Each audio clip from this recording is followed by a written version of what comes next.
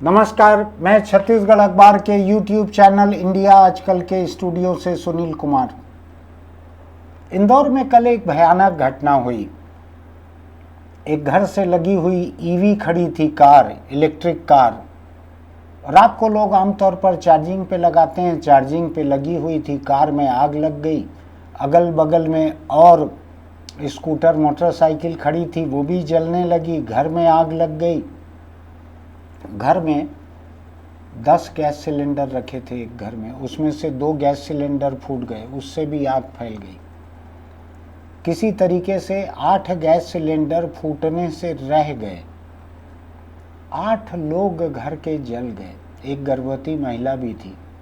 कई सवाल खड़े होते हैं इससे। मैं इसलिए कह रहा हूँ इस बात को कि हमारे आपके सबके घरों में, पड़ोस में, सब जगह इस तरह की नौबत है कि इलेक्ट्रिक यानी बैटरी वाली गाड़ियां जो हैं उनकी चार्जिंग होती है। बहुत सारे घर ऐसे रहते हैं जिसमें घर के भीतर दुपहिया खड़ा करके चार्जिंग करते हैं, क्योंकि बाहर रखने से पता नहीं कोई चुरा के ले जाए। मेरे साथ काम करने वाले एक नौजवान हैं, उनके पिताजी ऑटो रिक्शा चलाते हैं। घर के बाहर ऑटो रिक्शा रखा हुआ था, उसकी बैटरी चोरी हो गई। पुलिस में रिपोर्ट करने गए तो पुलिस ने कहा कि घर के बाहर क्यों रखे थे, ऑटो रिक्शा घर के भीतर रखो। अगर घर ही इतना बड़ा रहता कि उसके भीतर ऑटो रिक्शा रख सकते तो ऑटो रिक्शा चलाते क्यों? फिर कार चलाते महंगी, फिर ऑटो रिक्शा क्यों रखते घर में? 99% ऑटो रिक्शा घरों के बाहर खड़े रहते हैं। खैर, मैं अभी उस पर नहीं जा रहा हूँ, मैं ईवी पर आ रहा हूँ। ऑटो रिक्शा की बात इसलिए की कि उसकी भी बैटरी चार्जिंग होती रहती है पूरे समय, पूरे रात। अब उसमें अगर आग लग जाए तो उसके अगल बगल घर वालों की दूसरी गाड़ियां खड़ी रहती है, उसमें आग पकड़ सकती है। इंदौर की इस घटना में एक बड़ा सवाल ये खड़ा होता है कि एक घर में, जो कि बहुत बड़ा कोई महल नहीं था, ये क्या नाम है इसका, एक उधर है ना मुंबई में ऐसा 25, 30, 40 मंजिला एक सिंगल बिल्डिंग है, एक कोई उद्योगपति है, उसका घर है अकेले का। वैसा तो है नहीं, इंदौर का छोटा सा घर है, मैंने देखा जलने के बाद। शायद कुल मिलाकर ग्राउंड फ्लोर और फर्स्ट फ्लोर। उसमें 10 सिलेंडर की ज़रूरत क्या थी? क्यों रखे गए थे इतने सिलेंडर? आज तो लोगों को मिल नहीं रही है गैस, तो 10 सिलेंडर ये थोड़ा शक पैदा करता है। एक दूसरा, ईवी में आग लगने की कई वजहें हो सकती हैं। एक वजह यह हो सकती है कि उसकी बैटरी घटिया क्वालिटी की हो। इधर हिंदुस्तान में घटिया क्वालिटी का चलन काफ़ी है। हेलमेट घटिया क्वालिटी का, तो घड़ी या वजन की मशीन घटिया क्वालिटी की। आप बड़े बड़े कंपनी का सामान खरीद लो, तुरंत घटिया निकलने लगता है। हमने एक बहुत बड़ी, देश की बड़ी नामी गिरामी कंपनी की ईवी कार खरीदी साल भर पहले। उसमें लाइन से गड़बड़ियाँ निकलने लगी। वारंटी पीरियड में थी, कंपनी ने सुधारी, लेकिन देश की एक सबसे बड़ी ईवी कार बनाने वाली कंपनी की गाड़ी में गड़बड़ी ही गड़बड़ी निकलने लगी। ये गड़बड़ियां तो ऐसी थी जो हमको दिख गई, जिसकी वजह से गाड़ी कहीं बंद हो गई तो कंपनी को उसको उठा के ले जाना पड़ा, बनाना पड़ा। लेकिन अगर चार्जिंग सिस्टम जो है कार का, वो या बैटरी या चार्जर, ये अगर गड़बड़ है तो इसका घर वाले तो जांच कर नहीं सकते इसकी। मुझको तो मालूम नहीं है कि मैं कंपनी के सामानों की, कार की जांच कैसे करूं।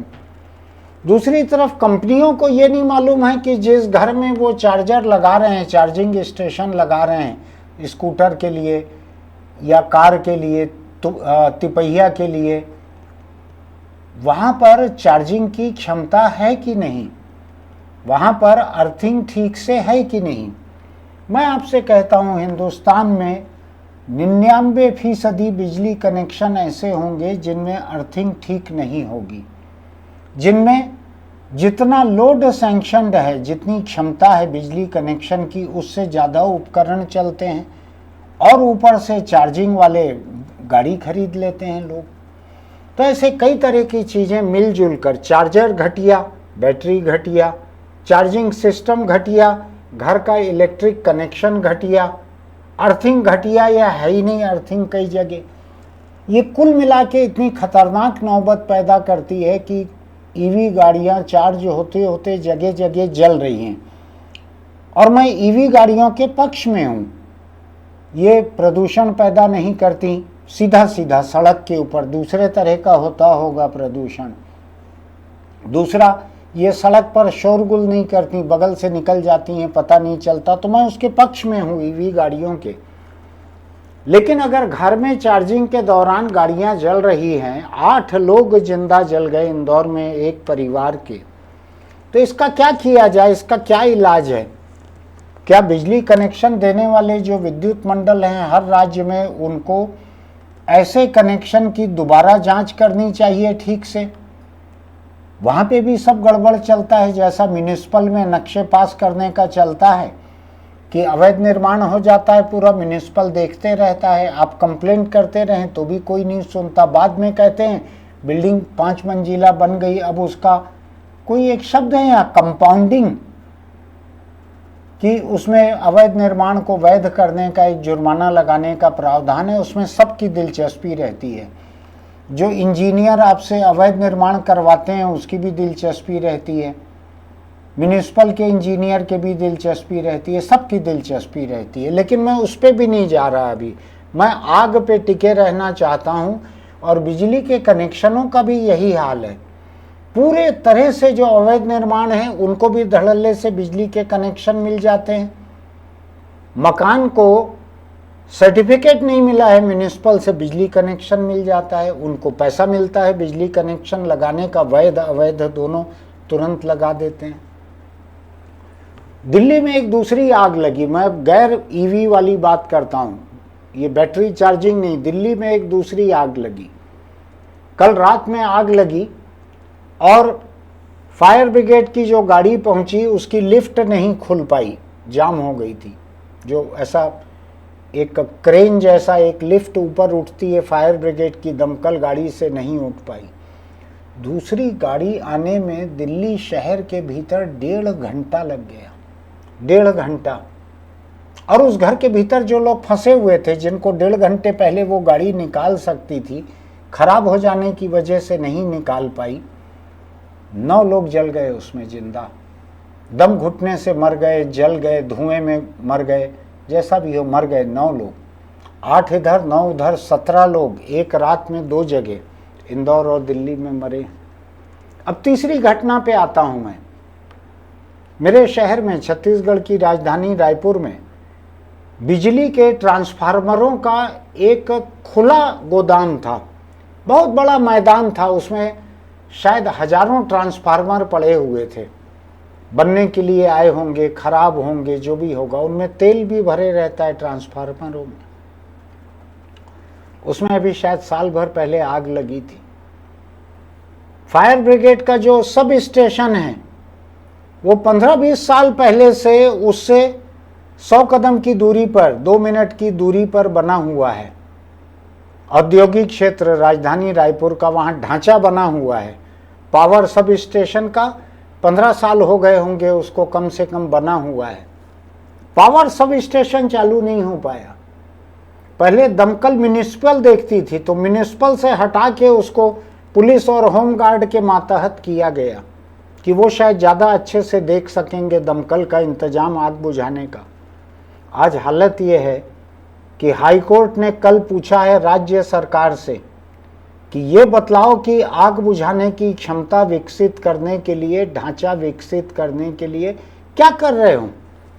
15-15 साल से जो पावर सब स्टेशन बिल्डिंग बनी हुई है, मुझको बीच में पता लगा कि बहुत सारे भूत उसमें रहने लगे थे, उनका आपस में झगड़ा होने लगा। थाने में रिपोर्ट लिखाने पहुंचे भूत लोग, थाने वालों को समझ नहीं आया कि आवाज़ आ रही है, मारपीट हुई है ऐसा, लेकिन लोग नहीं दिख रहे हैं। बाद में उनको पता लगा तो थाने में बने हुए बजरंगबली के मंदिर में पूजा वगैरह किए तो भूत वापस लौटे। तो खाली पड़े हुए दमकल केंद्र, फायर सब स्टेशन की बिल्डिंग में भूतों ने करीब 15 साल से डेरा डाल लिया है। अब मैं नहीं जानता कि अभी वहाँ गाड़ी वो लोग घुसने देंगे कि नहीं घुसने देंगे। हाई कोर्ट को ये बात अभी पता लगी है कि नहीं, इसलिए मैं इस बात को सामने रख रहा हूँ। तो हाई कोर्ट इधर फायर ब्रिगेड के इंतजाम को कर रहा है। उस पूरे इलाके में जो फायर सब स्टेशन की बिल्डिंग बनी है, उस पूरे इलाके में कहीं आग लगती है तो या तो आधा घंटा दूर टिकरापारा से वहाँ से गाड़ी पहुँचती है, या आसपास की किसी इंडस्ट्री की, निजी इंडस्ट्री की निजी फायर ब्रिगेड को बुलाकर आग बुझाई जाती है। सरकार जो है वो कहती है कि कितना 2.25 लाख करोड़ का बजट हो चुका है छत्तीसगढ़ में, ऐसा कहती है। 2.25 लाख करोड़ का बजट। आग बुझाने की क्षमता राजधानी रायपुर में नहीं है। इधर आग लगती है ना तो वहाँ भिलाई स्टील प्लांट की फायर ब्रिगेड बुलाते हैं, इधर एयरपोर्ट की फायर ब्रिगेड बुलाते हैं, निजी कारखानों की फायर ब्रिगेड बुलाते हैं। तो ये दोनों तीनों चीज़ों को मैं देख रहा हूँ। ईवी रोज बढ़ रही हैं, नए नए घरों में ईवी, हर दिन स्कूटर कार किसी न किसी घर में पहुंच रहे हैं, वहाँ चार्जिंग होती है उसकी। तो हर घर में एक आग का खतरा बढ़ रहा है। मैं ये नहीं कहता कि हर ईवी फूटने लगती है, फटने लगती है या जलने लगती है। मैंने एआई से अभी पूछा तो उसने कहा कि ये गलत धारणा है कि ईवी गाड़ियों में आग ज़्यादा लगती है, उससे ज़्यादा तो पेट्रोल और डीजल की गाड़ियों में आग लगती है, ऐसा एआई का कहना है। लेकिन मैं थोड़ा अपनी अकल का इस्तेमाल करता हूँ तो लगता है कि पेट्रोल डीजल की गाड़ियों में सड़क चलते आग लगती है और ईवी गाड़ियों में घरों में या चार्जिंग के दौरान ज़्यादा लगती है।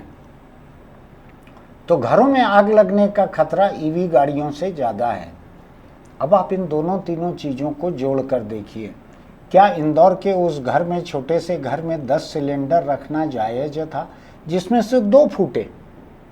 अब आप इस बात को समझिए कि 8 सिलेंडर आग के बावजूद नहीं फूटे थे। अगर उन 8 में से कोई 2 सिलेंडर उस घर में रहते तो ये सिलेंडर फूटने का खतरा नहीं हुए रहता। तो जितने ज़्यादा सिलेंडर आप रखते हैं उतना ज़्यादा खतरा रहता है। तो क्यों इतने सिलेंडर इकट्ठे करके रखना, ये भी सरकार को जांच करना चाहिए था पहले से। अर्थिंग अगर ठीक नहीं है तो बिजली कनेक्शन देने वालों को जांच करना चाहिए।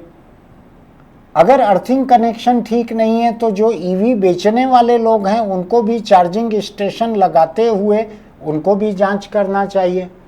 और सबसे ऊपर सरकार है, सरकार को तो आग बुझाने की क्षमता विकसित करनी ही चाहिए। लेकिन मैं अपने शहर को क्या कोसूं?